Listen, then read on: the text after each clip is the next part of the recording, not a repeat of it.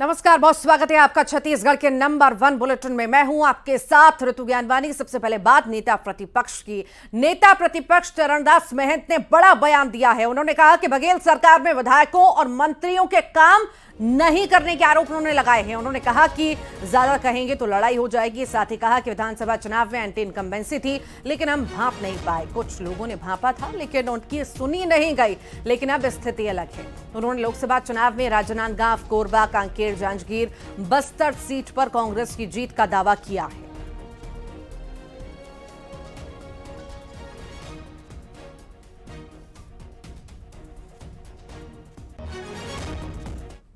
हम हार गए, मुख्यमंत्री जी नहीं हारे भले ही, मगर हमारे 9 मंत्री हार गए, हमारे विधायक जी हार गए, हमारे 1 से लेकर 14 तक विधायक हारे। तो हम लोगों ने कुछ ऐसी गलती की होगी जिसको उस समय हमें ध्यान नहीं आया, मगर लगता है कि हमने कार्यकर्ताओं को नहीं ऐसा मोह पाया होगा या कुछ काम नहीं कर पाए होंगे।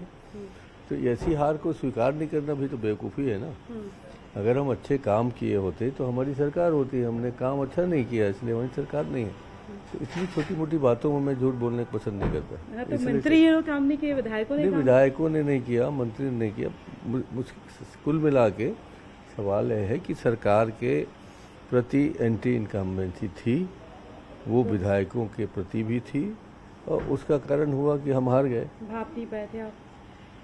कहीं कहीं भापे थे कुछ लोग, मगर कुछ विश्वास भी नहीं कर पा रहे। तो उनको जो भाप गए थे उनकी आवाज़ नहीं सुनी? आपको लगता है कि बैठा दिया गया, चुप करा दिया गया? लड़ाई क्यों शुरू करा रही हो तुम? हमने स्वीकार कर लिया कि हम हारे, और चूंकि उस क्षेत्र में सब हारे हैं ना, इसलिए तो उनको। आपको लगता है कि आप सच बोलेंगे तो लड़ाई शुरू हो जाएगी? हाँ, हो सकती है, लड़ाई शुरू हो सकती है। और चूंकि हारने के बाद वहाँ के कार्यकर्ताओं में एक निराशा आ गई है। अब उस निराशा को, उस हताशा को आपको पॉजिटिविटी में बदलना भी तो जरूरी है ना। कि आप हार गए हैं, कुछ नहीं उनके पास, न उनके पास विधायक है, न कोई मंत्री है, ले दे के एक सांसद है तो उसको जिताओ, मैं आ गया हूँ तो मुझको जिताओ, इस टाइप का चल रहा है।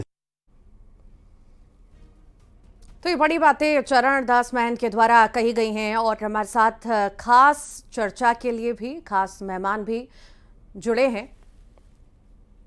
राजीव चक्रवर्ती जी हैं, बीजेपी प्रवक्ता। राजीव जी, बहुत स्वागत है आपका। धनंजय ठाकुर हैं, कांग्रेस प्रवक्ता हैं। धनंजय जी, आपका बहुत बहुत स्वागत है। धनंजय जी, सबसे पहले आपका आरोप चरणदास महंत कटघरे में खड़े कर रहे हैं पूर्व की सरकार को, बघेल की सरकार को, साथ ही साथ जीत का दावा भी कर रहे हैं। आखिर किस तरह से देख रहे हैं आप इसे?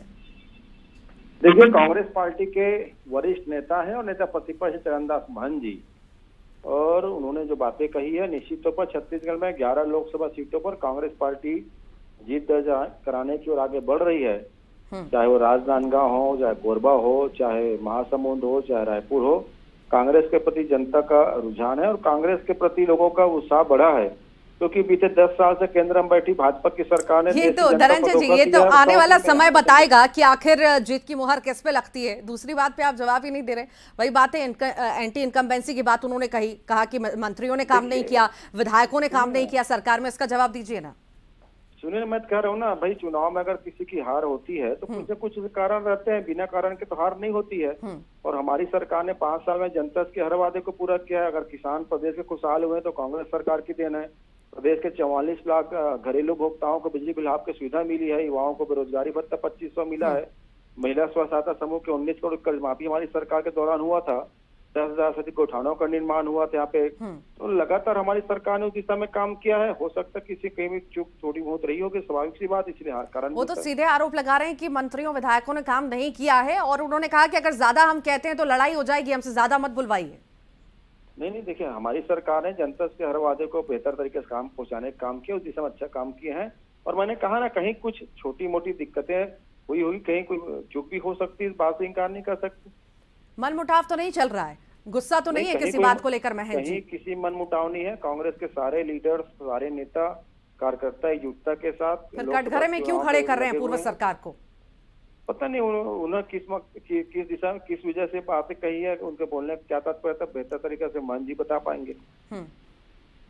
ठीक ठीक ठीक, लगातार आप बने रहिए, फिर मैं आपके पास लौटूंगी। एक और जानकारी जो है दर्शकों को हम दे दें, कांग्रेस छोड़ रहे नेताओं पर चरणदास महंत भड़के भी हैं, बरसे भी हैं। ऐसे लोगों को जूते से मारना चाहिए, बड़ी बात उन्होंने कही है। जिन्होंने कठिन समय में कांग्रेस को छोड़ा उनको कभी पार्टी में वापस नहीं लेना है। हमने ही ऐसे नेताओं को सर पर चढ़ा रखा था। ये बड़ी बात चरणदास महंत के द्वारा कही गई है कि जो पार्टी छोड़ के गए हैं, अच्छाए गए हैं, और ऐसे लोगों को जूते से मारना चाहिए। लगातार ऐसा आदमी मतलब तो हमारे जूता मारना चाहिए भूपेश भाई, तो ऐसा आदमी मतलब तो हमारे जूता मारना चाहिए, तो ऐसा आदमी मतलब तो हमारे जूता मारना चाहिए भूपेश भाई।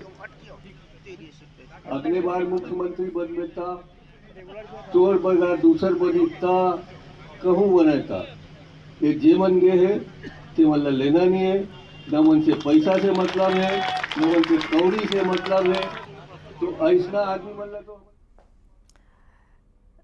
तो ये आपने भी धनंजय जी सुना होगा।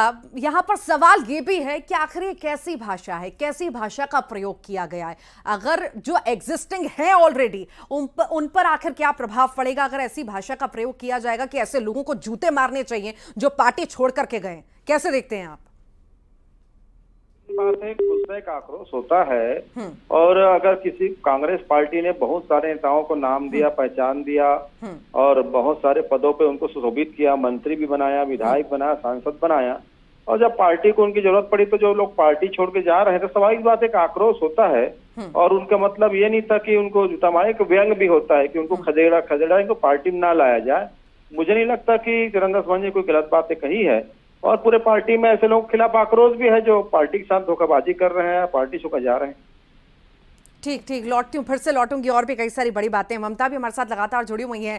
ममता, आखिर जो चरणदास महंत ने अपनी ही पूर्व की सरकार को कटघरे में खड़ा किया, उसे किस तरह से आखिर हम देखें, क्या मायने निकाले? और ये जो कह रहे हैं, ये बड़ी संख्या में जो कांग्रेस से बीजेपी का रुख कर रहे हैं, इसके भी आखिर क्या मायने हम निकाले? देखिए, चरणदास महंत से हमने बात की थी, और उनने ये कहा था कि कहीं ना कहीं जो एंटी इनकम्बेंसी थी सरकार के खिलाफ, और वो हम भाप नहीं पाए थे, और जिन लोगों ने भापा था तो वो जो बोल रहे थे तो उसको सुना नहीं गया। आज चरणदास महंत ने फिर से इस बात को कहा है, और उनका कहना था कि लेकिन अब चीज़ें सुधार ली गई हैं, और उनका ऐसा दावा है कि करीबन 6 से 7 सीटें जो है वो कांग्रेस यहाँ पर लोकसभा में जीत रही है। लेकिन ये ज़रूर है कि इसके आज जो उन्होंने बयान दिया है उस पर यह भी कहा है कि जो जिस तरह का बयान राजनांदगांव में दिया गया, और उसके पहले भी अगर हम बात करें तो जब बातचीत की गई थी तो उनका कहना था कि पार्टी के भीतर ये मैसेज तो चला ही गया था।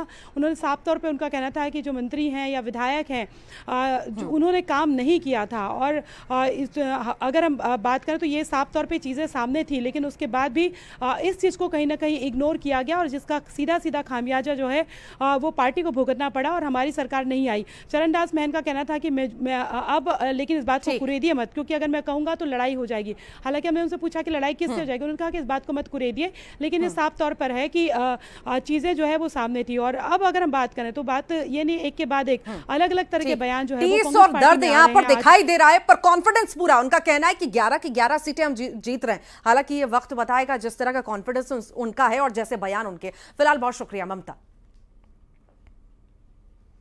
भूपेश बघेल के स्लीपर सेल वाले बयान पर कांग्रेस नेता अरुण सिसोदिया ने नोटिस भेजा है। उन्होंने अपने वकील के जरिए नोटिस भेजकर 15 दिन में जवाब भी मांगा है, और स्लीपर सेल कहने पर आपत्ति जताई है। साथ ही अपमानित करने का आरोप लगाया, माफी की मांग की है। माफी नहीं मांगने पर कोर्ट में वाद दायर करने की चेतावनी भी उनके द्वारा दी गई है।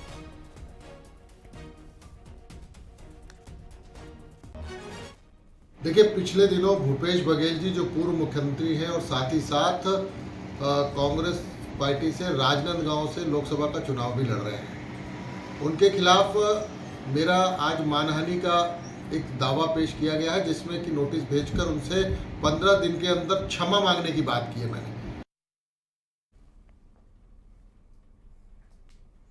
कांकेर से बीजेपी उम्मीदवार भोजराज नाग ने नामांकन किया। नाग के नामांकन के दौरान सीएम साहब भी मौजूद रहे। बीजेपी के कई दिग्गज नेता इस दौरान मौजूद रहे। ये तस्वीरें आप देखिए, कांकेर की तस्वीरें, जहां पर सीएम की मौजूदगी में पर्चा भरा गया। बड़ी संख्या में और भी कई सारे नेता मौजूद रहे।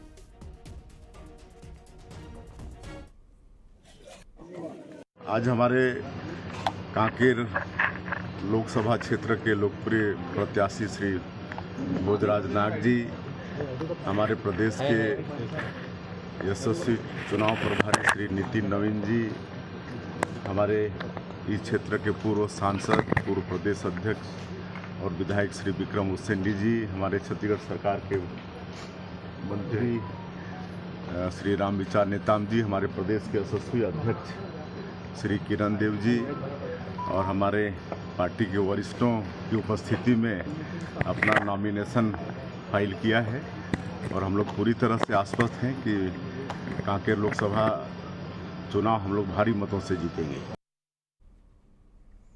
कांकेर में बीजेपी उम्मीदवार भोजराज नाग की मां नूतन बाई भी प्रचार कर रही हैं। समर्थकों के साथ नूतन बाई रोजाना क्षेत्र में अपने बेटे भोजराज नाग के प्रचार के लिए निकलती हैं। आज नामांकन के लिए नाग को तिलक लगाकर भेजा। नाम की मां साई की सभा में भी पहुंची थी। उन्होंने न्यूज़ 18 से बात भी की। उन्होंने कहा कि अपने बेटे की जीत पर मुझे पूरा भरोसा है। कांकेर लोकसभा चुनाव में चुनावी प्रचार प्रसार भी सरगर्मियां तेज हो चुकी हैं। आज कांकेर लोकसभा के प्रत्याशी भोजराज नाग का नामांकन दाखिल किया गया है, तो वहीं उनकी माताजी जो है वो भी यहाँ पहुँची हुई हैं अपने पुत्र के जो है प्रचार प्रसार में, और यहाँ जो एक सभा मुख्यमंत्री ने ली है वहाँ पर ये मौजूद हैं और उनके साथ भाजपा के कार्यकर्ता भी मौजूद हैं। तो उनसे जानते हैं कि वो अपने पुत्र के लिए क्या कामना लेकर आई हैं इस सभा में। मैं अपने पुत्र के लिए वही कामना लेके आई हूँ कि भारी मतों में जीत जाए और जनता की सेवा करे। अच्छा, तो आप प्रचार प्रसार में रोजाना जा रही हैं क्या उनके साथ? हाँ नहीं, उनके साथ नहीं जा रही हूँ। तो आप अलग से कर रही हैं? हाँ। तो कहाँ आप प्रचार मेरे सहेली लोगों के साथ कर रही हूँ। आपके सहेली लोग? आपका नाम क्या है? मेरे नाम है श्रीमती नूतन बाई नाग। नूतन बाई जी जी। तो आपको कैसे लग रहा है अभी उनको प्रत्याशी बनाया गया है? क्या लग रहा है वो जीत पाएंगे नहीं जीत पाएंगे? जीत पाएंगे ऐसे लग रहा है, अच्छा लग रहा है। अच्छा, आश्वस्त हैं ये कि इनके प्रचार प्रसार से उनके पुत्र भी चुनाव जीत जाएंगे और भाजपा यहाँ पर प्रचंड बहुमतों से जीतेगी। खेमनारायण शर्मा, न्यूज़ 18 कांकेर। और इधर राजनांदगांव से कांग्रेस उम्मीदवार भूपेश बघेल ने नामांकन किया और इस दौरान नेता प्रतिपक्ष चरणदास महंत भी मौजूद रहे। तो दूसरी तरफ बीजेपी उम्मीदवार संतोष पांडे ने भी आज शुभ मुहूर्त में नामांकन किया। वहीं महासमुंद से कांग्रेस उम्मीदवार ताम्रध्वज साहू ने भी आज नामांकन दाखिल किया।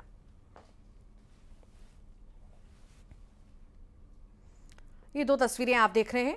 पहली तस्वीर राजनांदगांव की जहां पर भूपेश बघेल पर्चा भरने पहुंचे और दूसरी तस्वीर भी राजनांदगांव की जहां पर बीजेपी उम्मीदवार संतोष का नामांकन हुआ।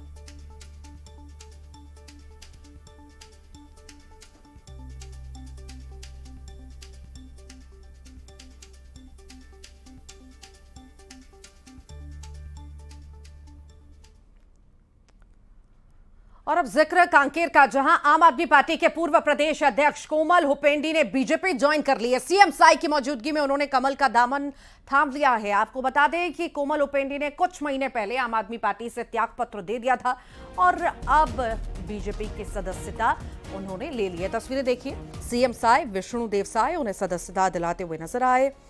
ये तस्वीरें कांकेर की आप देख रहे हैं। कोमल हुपेंडी बीजेपी में शामिल हो चुके हैं।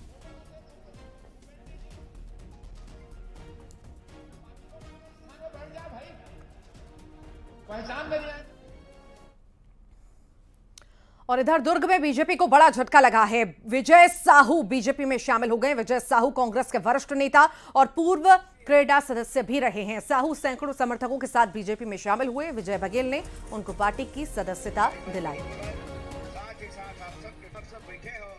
अभी तो बहुत कुछ हो